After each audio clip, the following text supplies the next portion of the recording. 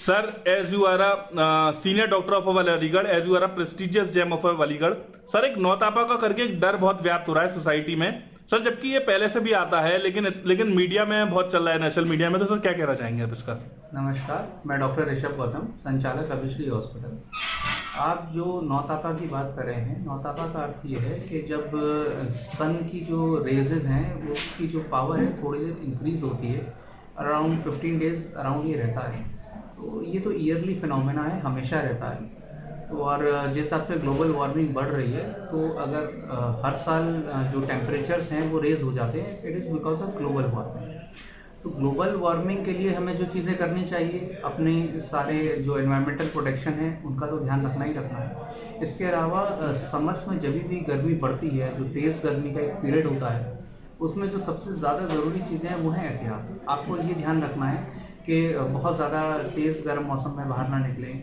जब जिस समय लू चल रही हो, बहुत जो दोपहर का समय होता है, दोपहर 12-1 बजे के बाद से दोपहर के 3-4 बजे तक का जो तेज़ धूप का समय है, उस समय घर से बाहर ना निकलें। अगर किसी वजह से आप बाहर हैं तो अपने सर को ढक के रखें, कैप पहन लें या कपड़ा बांध सकते हैं, जैसे हमारे गांव के लोग गमछा बांधते हैं, गमछा बांध सकते हैं। इसके अलावा अगर आपको बहुत लंबा धूप में काम करना है तो आपको कोशिश करिए शेड वाली चीज़ में रह कर के काम करें।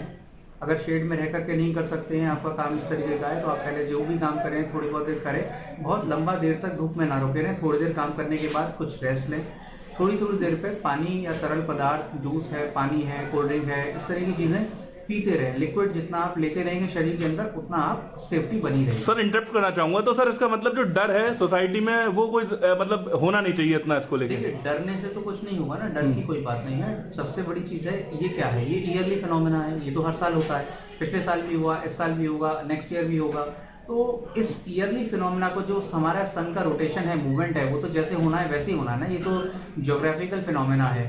उस ज्योग्राफिकल फिनोमेना की वजह से हर साल कोई जो चेंज आना है वो आना ही है। तो डरने से क्या होगा, जब लास्ट ईयर कुछ नहीं हुआ तो इस साल भी कुछ नहीं हुआ।